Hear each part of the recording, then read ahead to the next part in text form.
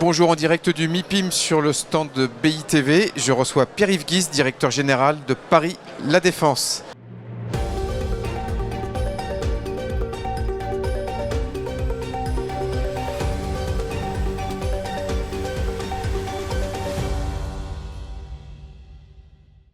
Bonjour Pierre-Yves. Bonjour Gaël.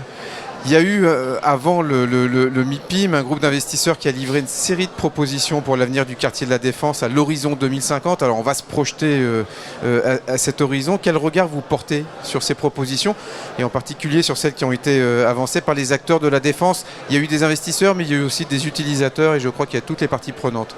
En fait effectivement ça a clôturé d'une certaine manière un cycle de réflexion prospective sur la Défense qui commence il y a à peu près 2 ans avec nos états généraux de la transformation des tours et qui convergent sur des idées fortes et assez consensuelles en réalité. L'importance de continuer le travail de transformation de l'espace public qui a été engagé depuis quelques années. On a vu des images prévoyant d'améliorer la connexion du quartier à la Seine, de continuer de végétaliser, notamment de transformer le parvis de la Grande Arche. On a d'ailleurs lancé il y a quelques jours seulement une démarche de préfiguration d'un tel aménagement, continuer l'équipement du territoire en mobilité douce et de manière générale continuer sa transformation en lieu de vie, mettant l'accent sur l'accueil des étudiants, l'accueil de nouvelles populations, le divertissement, la culture, le sport, tout ce qui permet de compléter et de magnifier d'une certaine manière la vocation qui reste de pôle économique et de quartier d'affaires de la Défense.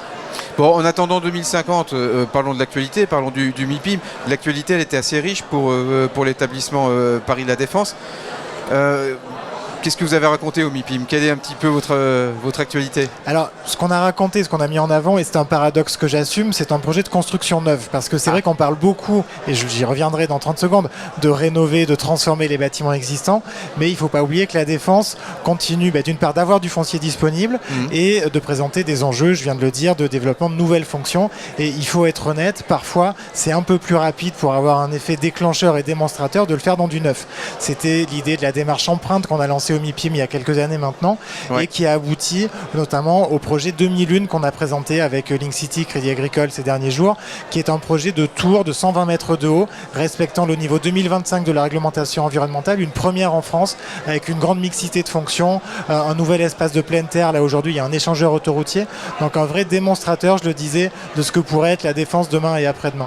Où est-ce qu'il va se situer là, si on a en tête la Poire, il va se situer à quel niveau? Derrière le centre commercial des 4 temps vers les tours de la Cité Générale, la Tour Éclat. Donc un non-lieu aujourd'hui littéralement qui demain, grâce à cet aménagement, deviendra un nouveau pôle d'attraction avec des loisirs, une salle de cinéma immersive, une salle de spectacle, beaucoup de logements. Là aussi on assume, il faut rajouter du logement étudiants, jeunes actifs pour tout le monde. Et voilà, et tout ça encore une fois dans ce qui sera la première tour réellement bas carbone de France, et c'est à la Défense qu'on le fera, et j'y suis très attaché parce qu'une autre des propositions de cette vision, la Défense 2050, que je partage tout à fait, c'est qu'il faut que la Défense redevienne, à l'heure de la ville bas carbone et de refaire la ville sur la ville, le terrain de jeu, le terrain d'expérimentation et d'invention qu'elle a été dans les années 70-80 quand on commençait à construire les premières tours. Ça, ce projet, il pourrait sortir de terre quand, très concrètement? Fin de la décennie, début de la décennie suivante. Là, on est en train de se diriger vers des études au niveau permis de construire. Après, on sait que ça met très longtemps à faire. Mais en tout cas, c'est un horizon de temps réaliste et vraiment une préfiguration de ce que sera la Défense à horizon des prochaines décennies. Et puis, à côté de ça, je le disais, on a quand même encore une activité intensive et des enjeux importants de rénovation, de transformation des bâtiments existants. Ce MIPIM, c'était l'occasion de remettre un coup de projecteur sur toutes les grosses réhabilitations qui ont été livrées ces derniers mois, Altiplano, Tour Ariane, Tour Aurore, la transformation de l'immeuble CB3 qui va commencer dans pas très longtemps, la Tour Open de Praemia dont la transformation s'achève dans les prochains mois. Donc voilà, une activité importante. Et puis l'étape suivante, et c'est l'objet des annonces de la ministre du Logement hier qu'on partage et auquel on souscrit à 100%, c'est d'arriver à convaincre tous nos interlocuteurs, toute la chaîne de valeur qui agit à la Défense, de passer l'étape supérieure et de transformer ces bureaux parfois aussi en logement. Il faudra une loi d'exception. On a entendu cette petite musique, notamment portée par le préfet des Hauts-de-Seine. C'est pas dit fermé. il faudra probablement effectivement des instruments qui nous permettront d'une part d'accélérer, parce qu'on sait que ces opérations, ces transformations, elles peuvent prendre beaucoup de temps. La France a été capable de le faire pour Notre-Dame de Paris, pour les Jeux Olympiques, le Grand Paris Express. Je pense que la cause que représente la transformation de la défense est aussi importante, sans fausse modestie. Donc premier argument, accélérer. Deuxième chose, faire sauter certains freins réglementaires qu'on arrive à mettre en évidence à mesure qu'on se rapproche de la concrétisation des projets. Je parlais de la tour 2001 tout à l'heure. On se rend compte que si on respecte à la fois les normes incendie, la RE 2025, les normes constructives, en fait on ne sait pas faire d'IGH aujourd'hui, donc il y a quand même un petit sujet.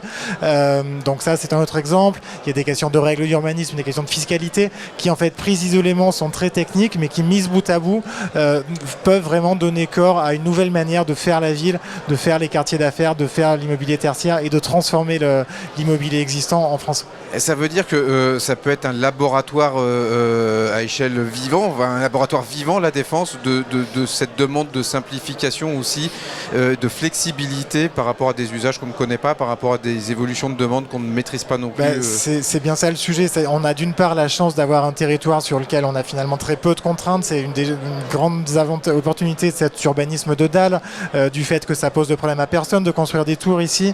Je veux dire, il n'y a pas de voisins, il n'y a pas de recours, ou en tout cas très peu. Ouais. On a aussi une grande concentration d'investisseurs, d'architectes, d'entreprises de construction, d'ingénieurs qui ont plein d'idées et qui sont prêts à tester leurs solutions à la défense. Et puis on a surtout, d'un point de vue plus sociologique, si je puis dire, depuis le Covid, une expérience en grandeur nature de ce que sera aujourd'hui et demain le monde du travail, cette interpénétration entre la vie pro, la vie perso, ces logements réversibles qui peuvent devenir du bureau, ces espaces privés et publics qui s'interpénètrent. Tout ça, on est un terrain d'expérimentation en grandeur nature et c'est vraiment la vocation que peut avoir la défense demain.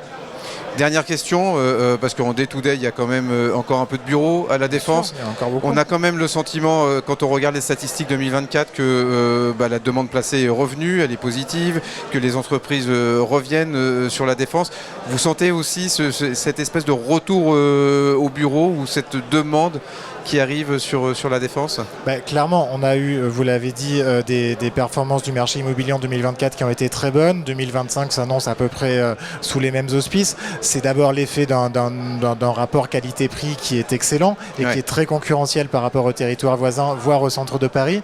On commence aussi à percevoir les fruits de ce qui a été fait depuis quelques années. Je le disais, la transformation de l'espace public, la végétalisation, l'ouverture au vélo, tout ça, c'est des choses qui commencent à imprimer. Les rénovations ou les quelques constructions neuves de bureaux de grande qualité qui répondent aujourd'hui complètement aux recherches et aux attentes des entreprises. Et donc tout ça, effectivement, nous amène à confirmer, à maintenir l'importance que la défense soit un pôle économique, un lieu de fixation, de rétention des grands leaders de l'économie nationale, ce qui n'empêche pas de faire du logement et de faire tout un tas d'autres choses. Mais il ne faut pas jeter le bébé avec l'eau du bain, ça reste un quartier d'affaires, ça doit le rester, c'est dans l'intérêt de tous. C'est très très clair. Merci beaucoup Pierre-Yves. Merci beaucoup. Merci infiniment.